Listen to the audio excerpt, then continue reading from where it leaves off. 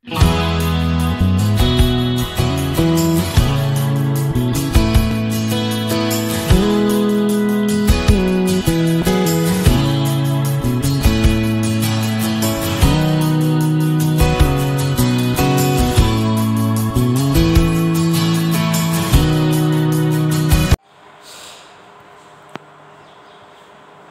विद्या मंदिर द्वारा संचालित ऑनलाइन कक्षा में आप सभी भैया बहनों का एक बार फिर से स्वागत है। हम अभी तक कक्षा 10 सामाजिक ज्ञान विषय में केंद्र सरकार का पाठ पढ़ना शुरू किया था। कल हमने इसका पार्ट फर्स्ट पढ़ा था और फर्स्ट पार्ट में हमने सरकार के अर्थ के बारे में जाना था और सरकार के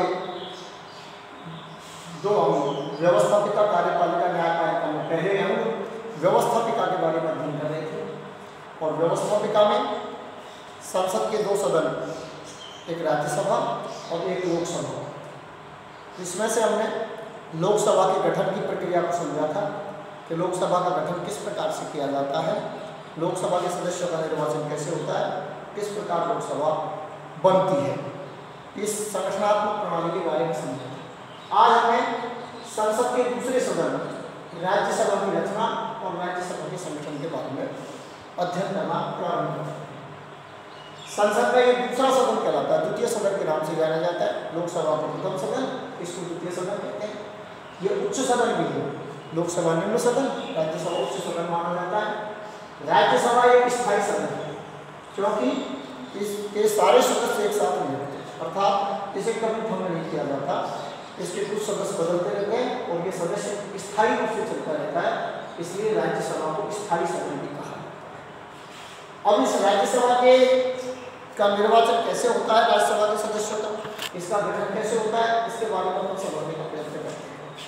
सबसे पहले सदस्य संख्या पर विचार करते हैं। सदस्य संख्या और निर्वाचन पद्धति, सदस्यों की संख्या कितनी होती है और राज्यसभा के सदस्यों का निर्वाचन किस प्रकार से किया जाता है, इस बारे में जानते हैं।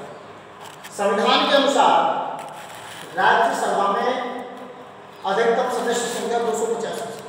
जब हमारा संविधान बना, मूल संविधान में, उसमें संसद के 2 सदनों का जिक्र किया गया, लोकसभा और राज्यसभा होंगे और सदस्य संख्या निर्धारित की गई। तो उस समय राज्यसभा में अधिकतम सदस्य संख्या 250 तय की गई, 250 को निर्धारित किया गया। वर्तमान में ये जो सदस्य संख्या है 245 है। 245 सदस्य संख्या है।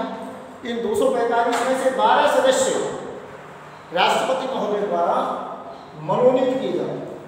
इन 12 सदस्यों में राष्ट्रपति कला के क्षेत्र में, समाज के क्षेत्र में, खेल के क्षेत्र में, विज्ञान के क्षेत्र में, विभिन्न सांस्कृतिक क्षेत्रों में जो उपलब्धि प्राप्त लोग होते हैं, प्रतिष्ठित लोग होते हैं, सम्मान प्राप्त लोग होते हैं, ऐसे सदस्यों में से 12 सदस्य मनोनीत करके राष्ट्रपति राज्यसभा के लिए भेजता है। राज्यसभा के जो बाकी बचे 233 सदस्य हैं, उन 233 सदस्यों का चुनाव राज्य और संघीय क्षेत्रों की विधानसभाओं के जो सदस्य हैं वो आनुपातिक प्रतिनिधित्व की एकल संक्रमणीय मत पद्धति के आधार पर उनका चुनाव करते हैं, निर्वाचन करते हैं। अर्थात राज्यों की विधानसभाओं के सदस्य और संघ शासित क्षेत्र, केंद्र शासित प्रदेश है, उनकी विधानसभाओं के सदस्य अपने प्रतिनिधि राज्यसभा के लिए चुनकर भेजते हैं, उनके द्वारा उनका निर्वाचन किया जाता है। वर्तमान में 233 सदस्य निर्वाचित होकर आते हैं और शेष बचे 12 सदस्य, उन 12 सदस्यों को राष्ट्रपति मनोनीत करता है। मैंने बताया खेल के क्षेत्र में, चिकित्सा के क्षेत्र में, विज्ञान के क्षेत्र में, समाज सेवा के क्षेत्र में, उनमें अच्छे व्यक्ति, जो श्रेष्ठ व्यक्ति होती है, ऐसे व्यक्तियों को, प्रतिष्ठित व्यक्तियों को चयनित करके राष्ट्रपति इस सदन में भेजता है।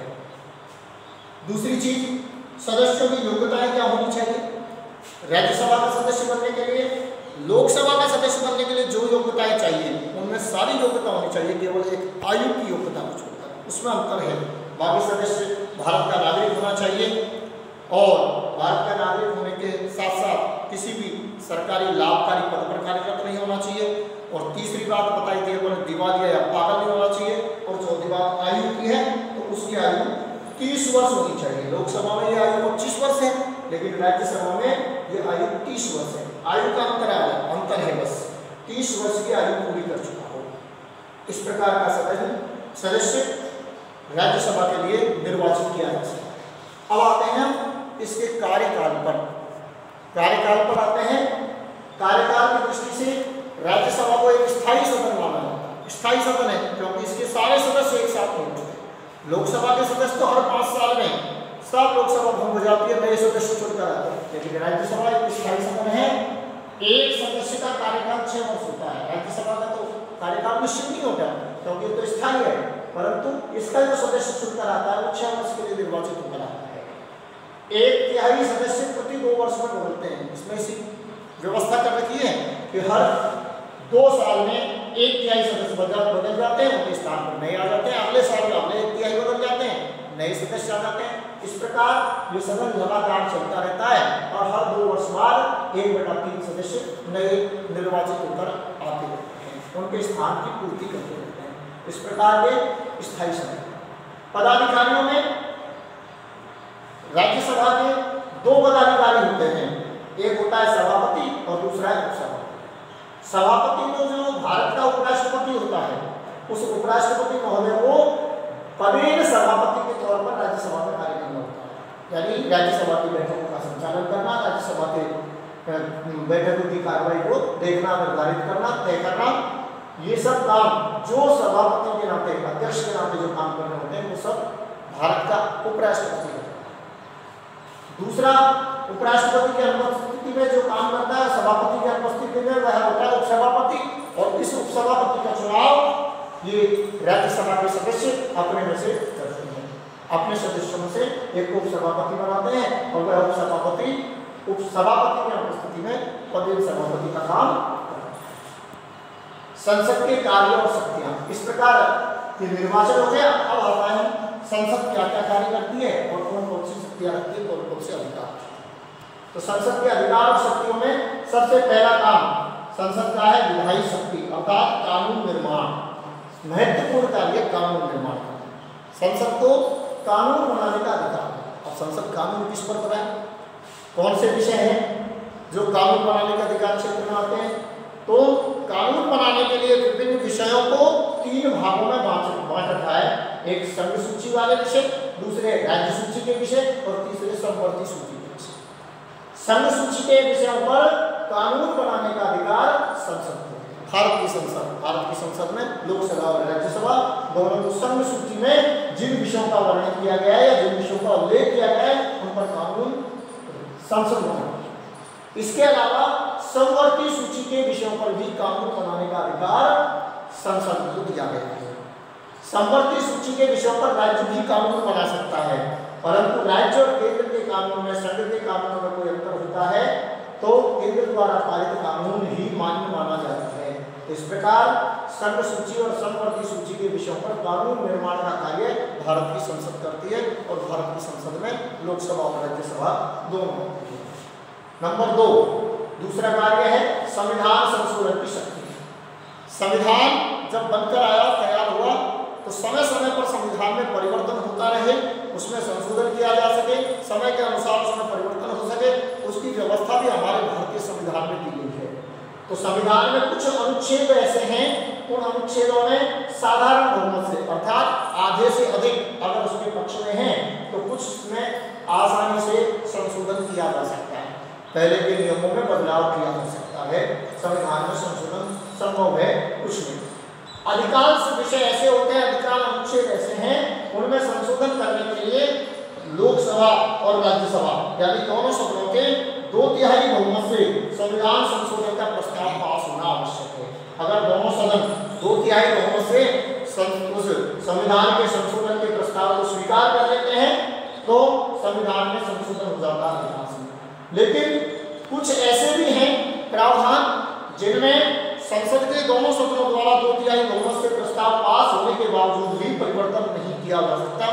उसके लिए शर्त जोड़ी गई है कि भारतीय संघ के आधे से अधिक राज्य, जितने राज्य हैं उन राज्यों में आधे से ज्यादा राज्य अगर उस प्रस्ताव को स्वीकृति प्रदान करें तो संविधान में संशोधन हो सकता है। जैसे अभी जीएसटी कानून बना था, उस जीएसटी कानून को संसद के दोनों सदनों में 2/3 बहुमत से पास किया और उसके बाद आधे से ज्यादा राज्यों ने उस प्रस्ताव को पारित किया, तब कर व्यवस्था में परिवर्तित किया गया, उस कानून में संशोधन संभव हो पाया और वो नया कानून बनकर सामने आया, संशोधित कानून सामने आया।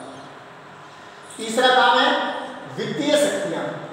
संसद को वित्त पर पूरा अधिकार है। देश की जो पूंजी है, देश का वित्त है, उसे खर्च करने का, उस पर व्यवस्था करने का अधिकार पूरा संसद को दिया गया है। इसलिए संसद प्रतिवर्ष आय व्यय का ब्यौरा सबके समक्ष रखती है। संसद में रखा जाता है, आय व्यय का ब्यौरा रखा जाता है, खर्च का हिसाब रखा जाता है और संसद में ही उसके संदर्भ में खर्च करने की स्वीकृति ली जाती है और संसद के द्वारा प्रस्ताव पारित होने के बाद, बजट संशोधित होने के बाद ही वित्त देश के विभिन्न भागों में खर्च किया जाता है। इस प्रकार संपूर्ण वित्त पर संसद का अधिकार है। चौथा है प्रशासनिक शक्तियां। संसद को प्रशासनिक शक्तियां भी प्राप्त है, यानी कार्यपालिका जो होती है उस कार्यपालिका पर नियंत्रण करने का काम संसद का है। यानी कार्यपालिका में जो मंत्री होते हैं और कार्य करने वाले जो सदस्य होते हैं उन पर पूरा नियंत्रण संसद का होता है। अगर कोई व्यक्ति कार्य नहीं करता या लोकसभा में उस मंत्रिमंडल के प्रति विश्वास नहीं रहता है तो उस मंत्रिमंडल को सदन से हटना पड़ता है। इसलिए प्रशासनिक संपूर्ण शक्तियां संसद के हाथ में होती है।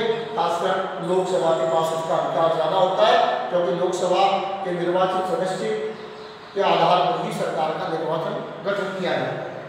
पांचवा है अन्य शक्तियां। अब अन्य शक्तियों में राष्ट्रपति को चुनने का अधिकार, उपराष्ट्रपति को निर्वाचन करने का अधिकार भी संसद के सदस्यों को दिया गया है।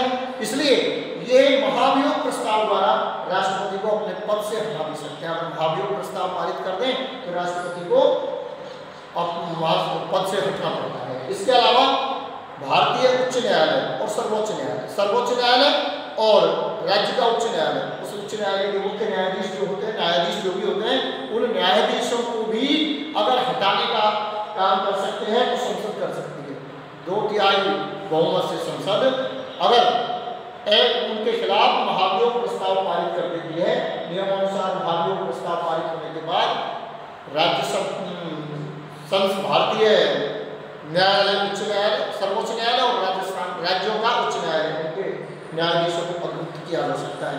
तो इस प्रकार हमने राज्यसभा के कार्यकाल पर संसद के कार्य के बारे में पढ़ा, संसद के निर्वाचन के बारे में पढ़ा और संसद के कार्य और शक्तियों के बारे में पढ़ा।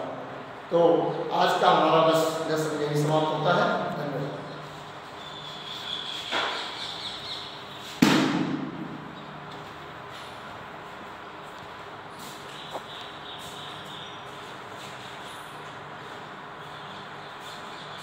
ज़्यादा